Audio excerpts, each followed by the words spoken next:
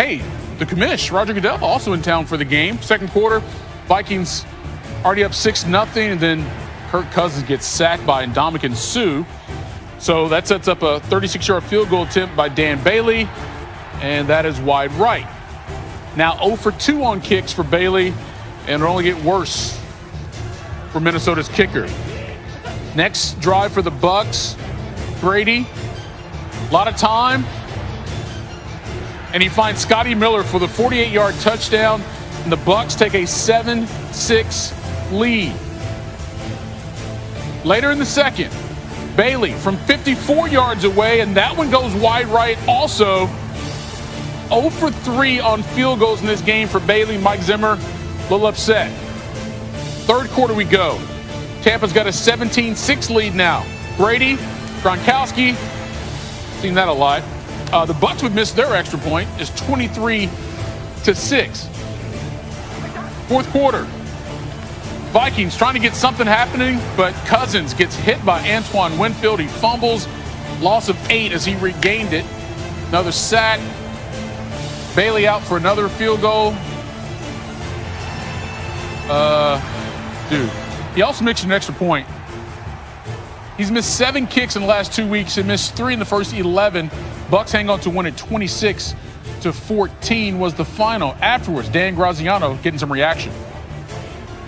Ronald Jones, after the Bucs victory over the Vikings, what was the key for you guys to get going after a slow start? Yeah, I say coach just sticking with the run game, keeping it balanced. You know, we got down early, but we was able to, great stops by defense and able to fight back. So I think that was the difference. Rojo ran really, really well, especially that last drive.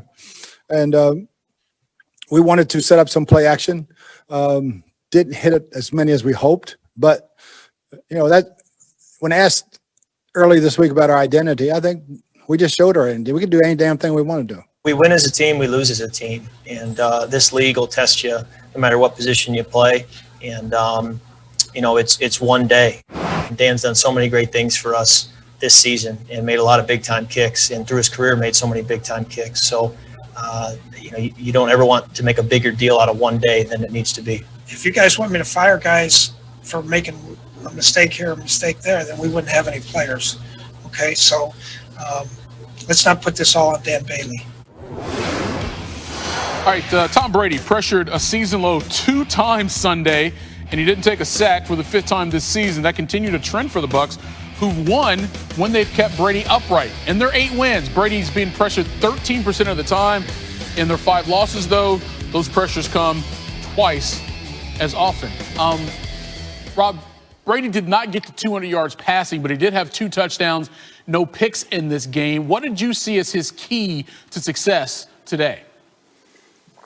Clean pocket. You know, he was able to evaluate the field. The offensive line did a great job, this being the lowest amount of pressures this season with only 2 pressures. And I want you just to watch the first deep pass that he had here. I mean, when you have almost 4 seconds to evaluate the field and go deep down the field, your offensive line is doing a great job.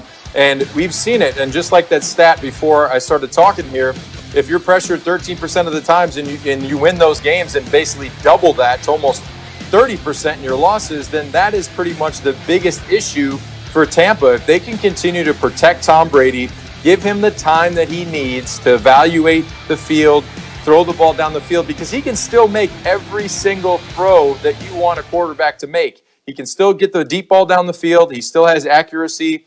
But just like in the Bears game when he's rolling his eyes at Mac because he's been hit a million times, any quarterback that's on his back has a hard time throwing the ball with accuracy. So for Tampa to have success and get into the playoffs and go deep into the playoffs, they need to protect Tom Brady, the 43-year-old quarterback. He can't be getting hit. So it's clear. You can see it. Yeah, and that's what was so key when Brady was in New England. The protection he got so often in games, especially in playoff games, he was able to pick apart defenses. Tim, coming into this matchup, you thought the Bucs and Vikings were pretty evenly matched. What was the difference today, though? Well, listen, I do think they're evenly matched, and I think in many respects the Minnesota Vikings outplayed them. And, you know, Mike Zimmer can talk about, hey, you know, you win as a team, you lose as a team. You're not going to fire guys for every mistake they made. But listen, their kicker let them down today, plain and simple. Look, it's not fun to come on here and say it, but when you look at the missed opportunities, you're talking about 9 points. 10 points because he missed an extra point as well. And then when you combine that with the pass interference penalty that we saw at the end of the first half, which really was kind of a ridiculous call that led to 3 points for, Tampa Bay. Look, that's the difference in a football game where Minnesota, outrushes Tampa Bay. They run 76 plays to Tampa Bay's 49. They basically double them up in terms of time of possession.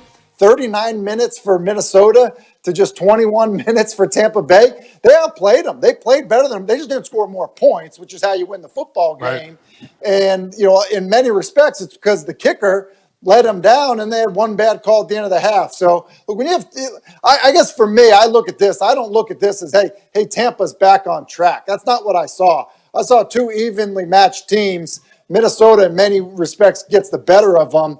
They just kind of have too many, miscues in the kicking game for them to win the football game. Yeah, if you're Minnesota, you probably come out of this game feeling as if you gave it to the Buccaneers more than Tampa Bay won it from you. Let's go. Happy with the Monster Angus Thick Burger. All right, most of the games for Week 14 complete now on this Sunday. Tim Hasselbeck, Rob Ninkovich joining me now here on SportsCenter. And guys, let's get right to it because there was one particular game in the NFC that had several storylines. One, the Saints had a chance to clinch the NFC South for a fourth straight year. They needed to win over the Eagles to do it. But then Philly had a new quarterback, Jalen Hurts, getting the start for the recently benched Carson Wentz. And how would he start? By doing that. Touchdown pass to Alshon Jeffrey, 15 yards. Eagles take a 7-0 lead. Then here, it's 10-0 Philly. Miles Sanders like, I'll handle this one. 82 yards down the sideline. It's a 17-0 Eagles lead at the half. Let's go to the third quarter. Saints yet to get on the board. Alvin Kamara, that changed that. 5-yard touchdown run there. It's 17-7. Still in the third. Taysom Hill, play action looking deep for Emmanuel Sanders. And he had him. 37 yards in the pitch and catch. So the Saints score 14 straight points to cut it to a 3-point deficit. Fourth quarter, Saints going for it, 4th and 2. Hill rolls to the right, gets sacked, fumbles. Eagles recover. They would have got the ball anyway. It's all good, but they would not convert on the fourth down with the Saints, and that gives the Eagles a chance to do that. Sanders gets in the end zone. So now it's 24-14, and Mike Trout, cardboard cutout or not, he was hyped. Here come the Saints, though. Hill, Jared Cooks, what a catch. 20-yard touchdown there. So now it's a 3-point game. Saints go with the onside kick. And like the Eagles act like they didn't want to touch it for a while. And the ball gets loose and everyone says they have it. It actually hits off an Eagles player's foot. But somehow Jalen Mills goes in there and comes out with it. And the Eagles hang on to win it 24-21. Jalen Hurts 17 for 30, 167. He also ran for 106 yards. And speaking of those 106 rushing yards, according to Elias, the second most by a player in their first career starting quarterback since 1950, trailing only Lamar Jackson's 119 back in 2018. Even more impressive when you consider the Saints had not allowed an individual 100-yard rusher in 55 straight games, and that includes the playoffs. And today, they allowed 2 of them.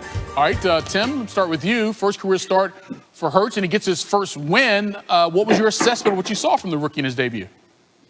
I thought he played really well. He's facing a good defense in the Saints, and I thought it was a balanced performance by him. The passing numbers are not, overly impressive, just over 6% of, completion percentage. But he was efficient, didn't have any brutal mistakes. But what he did do an excellent job of was run the football. And I think it was a combination of design runs as well as runs, off of the scramble. Here's a 3rd and 1 where he's met in the hole and he wins the battle. It's a first down. Then backed up, they have a zone read where he keeps the football and he gets a first down. It eventually leads to the long Miles Sanders touchdown run. And then on a 3rd and 2 and kind of a critical moment with the lead, they run him again on a quarterback sweep successfully. But then it was also some of these plays, escaping outside the pocket on a design pass play, running for the first down. You saw it at the end of the first half. It was just a lot of, good opportunities for him. He has a natural ability to know when to run, know where to go when things break down. And I think that was evident. And it was something that it seemed like this Eagles offense kind of fed off of.